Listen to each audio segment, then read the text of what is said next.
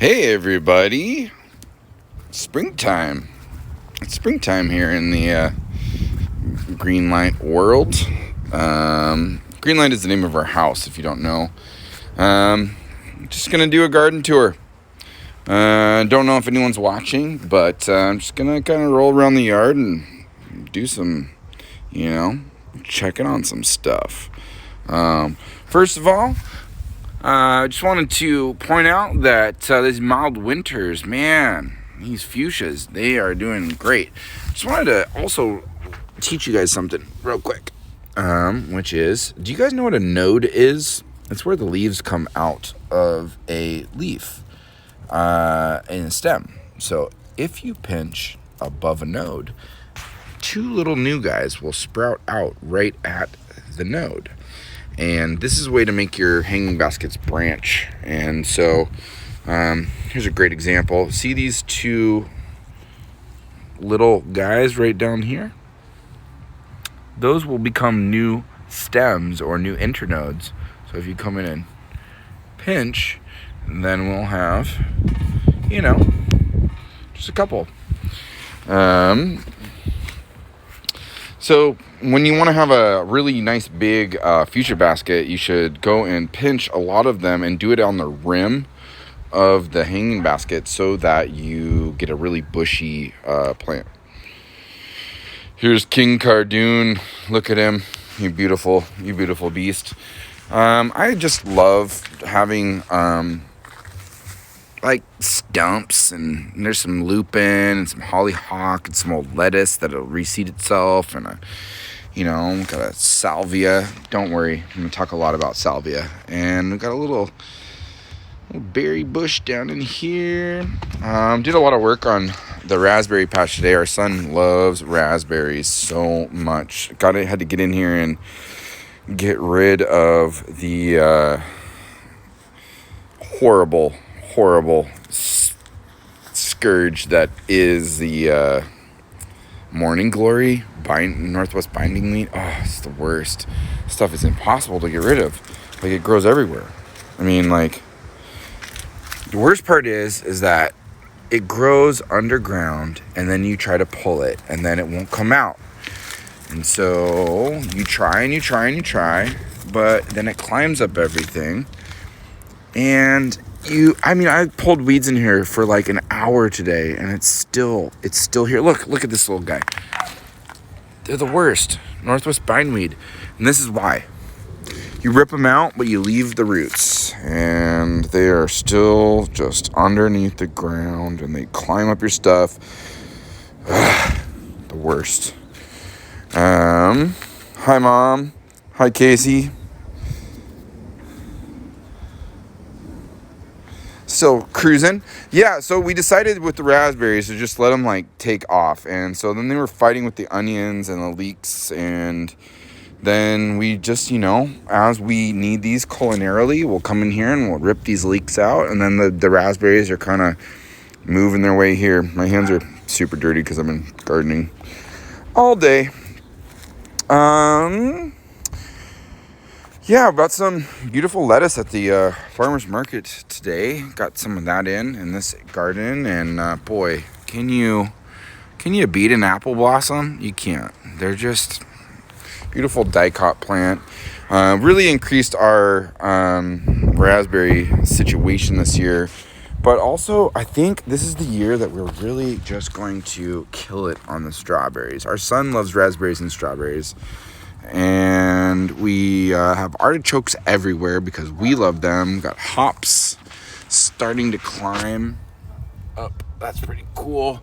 Starting to make their way up. And then I built these poles here, and then I put a string from there over to that shed. Something really fun. I've never, ever in my whole life had a pineapple sage. They're very dainty, and they don't usually make it through the winter, but we had such a mild winter. This pineapple sage came back, so I did some really good pruning and stuff, and it's doing great. Just the best smelling.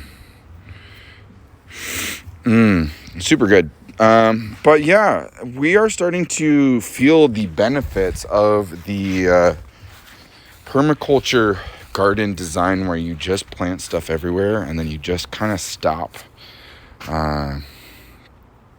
having to replant everything. And we love onions, we love salvia, we love sage, we love artichokes, we love kale, we love all of these things. And once they start growing, they just kind of keep growing, and that's the best part. And like the bees love them. So here's a great example. This is our old garden. We got some artichoke, left these old broccolis in here. I mean, like, no, we're not going to eat them, but like the bees are all over them. And then, you got some old onions. I might not eat that one, but dang, you can eat the flowers of these chive flowers, and they're so delicious. Great color pop on your salad. And then you got a little salvia here, and it's just awesome. And all these kale, these are not ones I planted. They were ones that just fell off of the kale that was here before. And, tips taste like broccoli. You can use them for pesto, but also you can juice them, and that's pretty cool too. Starting to try to figure out what to do with fennel. I don't know where this rogue fennel came in, but got a bunch of it, and I don't know who planted it or why it's here, but it won't go away, and it keeps getting bigger and keeps spreading. So we had a meal at Alma Mater on Thursday morning for brunch, and they had pickled fennel on some very fancy toast, and I was like, that was pretty good.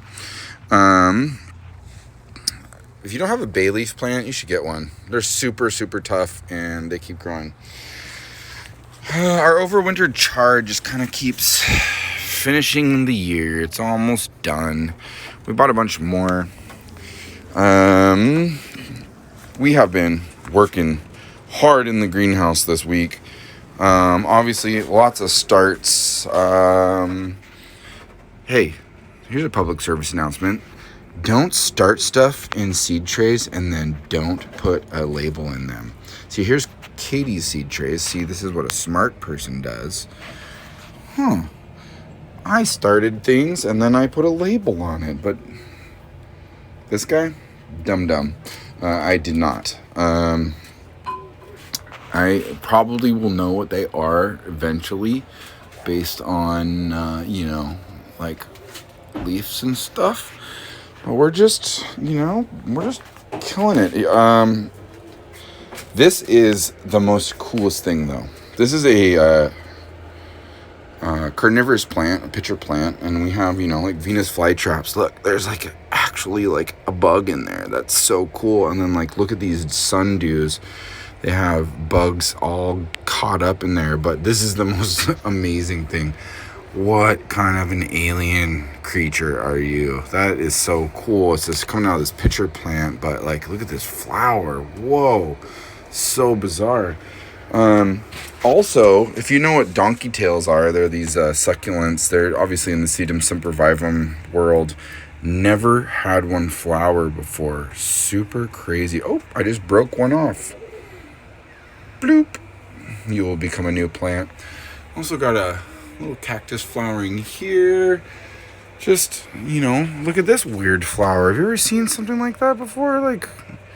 Greenhouse is kicking. We had to do some remediation. We cut down a cedar branch, and instead of putting black plastic up, we just laid these giant cedar branches over the greenhouse to kind of cool it down in here. And it's working really well. Yes. What else on this massive garden tour? These are Jerusalem artichokes. They make roots underground, and then you can harvest them, and they make you fart. But they grew up really tall, and then we planted a bunch of peas in here to climb up. Always propagating more strawberries and kale. Here's Liam. Also, really awesome time of year for chives and onions. Got a little bit of radishes popping up here. Collard greens and kale and parsley. Peas looking really good. Starting to make some room for tomatoes. mixing in some soil additives. So here's some more of those beautiful little lettuces we got today. Dill, looking really good right now. Got some lettuce, some onions. Cilantro's almost done. Pretty much out of here. We are going to mess around this week with fir tip syrup. It's super high in vitamin C. So we're going to mess around with that. Getting these beds ready. Oh, the ferns. They're so cool. Ferns are ready to pop out. And, you know, moving things around. Getting ready for zucchini. Getting ready for cucumber. Look at this. Look at this rosemary. These flowers, they're happening right now, but check this out. So, like, you will not believe, like, how much rosemary flavor is in, whoa. It's, like, kind of overwhelming how much rosemary flavor is in these flowers. But the star of the show, my favorite thing on planet Earth. Do you guys like, lupine is so cool. They have these palmate leaves. They kick out, palmate, like the palm of your hand. And look, when they flower, they're so cool. Dinosaur plants, awesome.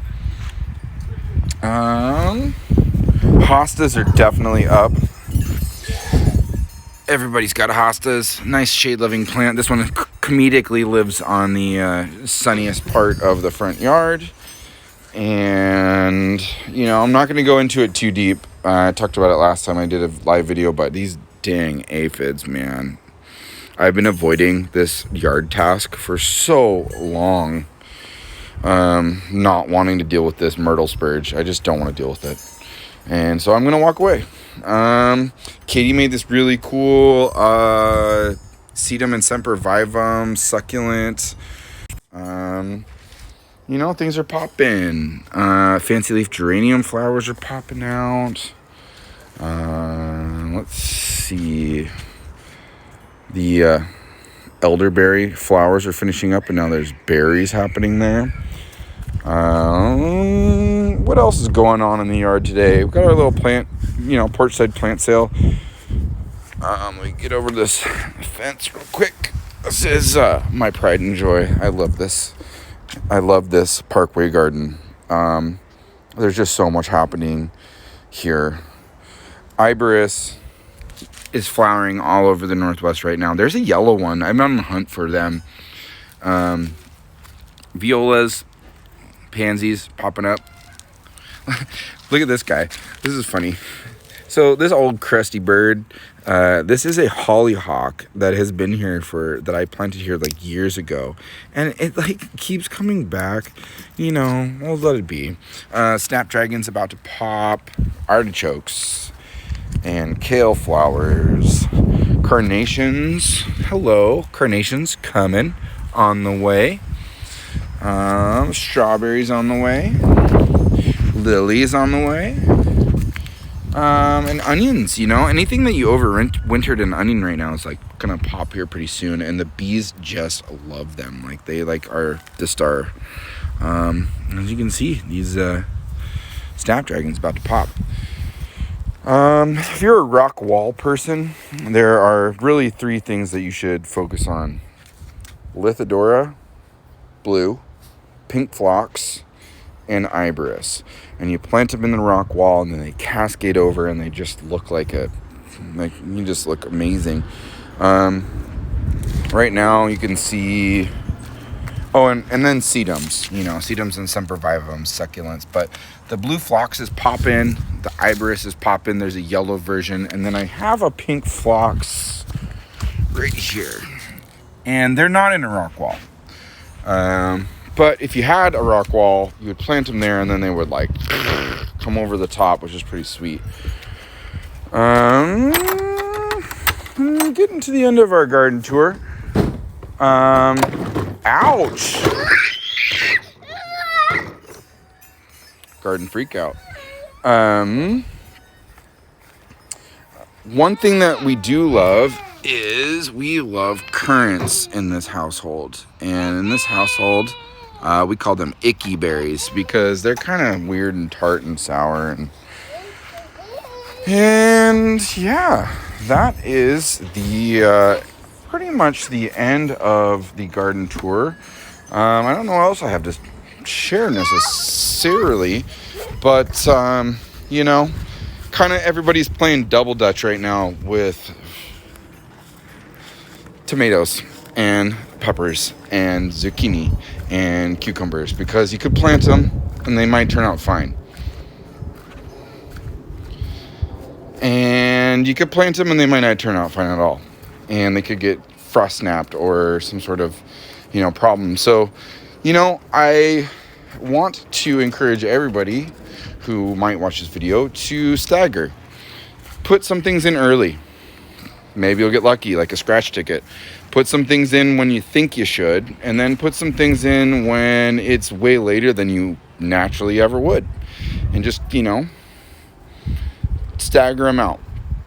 You just never know, what's going to hit. And every year is different. And so if you plant things and they do well, keep doing what you're doing. And if you plant something that doesn't work, then don't do that next year. And you can get really serious and take notes and do all those sorts of things, or you can just, wing it. I am a little bit tired of the idea that your garden needs to be perfect all the time. And you know what? It should be wild. It should be mistake-riddled, full of bugs, full of mistakes, full of birds and squirrels and rabbits and all sorts of stuff. Because you know what? Over time, permaculture, whatever emerges from your garden that does well will continue to do well.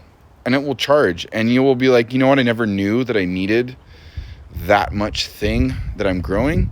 But once you get a ton of it, you start to realize ooh, now I have 19 plants of artichokes and 17 fennels. I don't know what to do with those things. But maybe you turn them into something, and then maybe you pickle it, and then maybe you trade it with a neighbor, and maybe you get something cool out of the deal, that it builds community, and also you give them some pickled fennel and they give you some truffles or whatever. I don't know. That's what happens in our neighborhood. We just, go with what works in your yard and let it flourish. Obviously we like artichokes and onions and herbs and kale. That's what we do. That's what we do here. That's our bread and butter. Greens and herbs, artichokes and berries, because that's what our son likes to eat. So question number 1, what do you like to eat? Question number 2, what's successful? Question number 3, stop stressing about it. That wasn't a question, but that is the end of this video. So I hope you guys enjoyed it if you're watching. And yeah, thanks.